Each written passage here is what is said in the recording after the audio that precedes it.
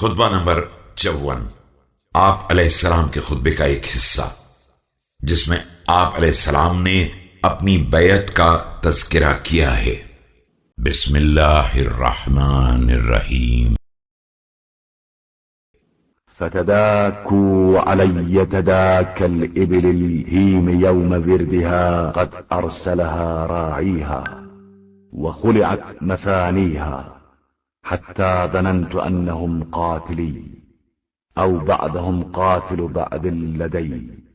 لوگ مجھ پر یوں ٹوٹ پڑے جیسے پیاسے اونٹ پانی پر ٹوٹ پڑتے ہیں جن کے نگرانوں نے انہیں آزاد چھوڑ دیا ہو اور ان کے پیروں کی رسیاں کھول دی ہوں، یہاں تک کہ مجھے یہ احساس پیدا ہو گیا کہ یہ مجھے مار ہی ڈالیں گے یا ایک دوسرے کو قتل کر دیں گے۔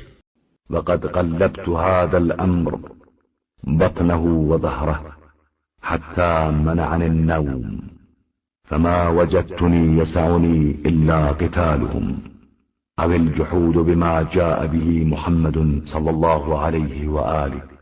میں نے اس امر خلافت کو یوں الٹ پلٹ کر دیکھا ہے کہ میری نیند تک اڑ گئی ہے، اور اب یہ محسوس کیا ہے کہ یا ان سے جہاد کرنا ہوگا یا پیغمبر صلی اللہ علیہ وآلہ وسلم کے احکام کا انکار کر دینا ہوگا۔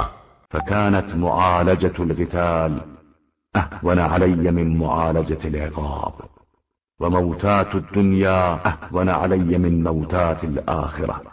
ظاہر ہے کہ میرے لیے جنگ کی سختیوں کا برداشت کرنا عذاب کی سختی برداشت کرنے سے آسان تر ہے، اور دنیا کی موت آخرت کی موت اور تباہی سے سبک تر ہے۔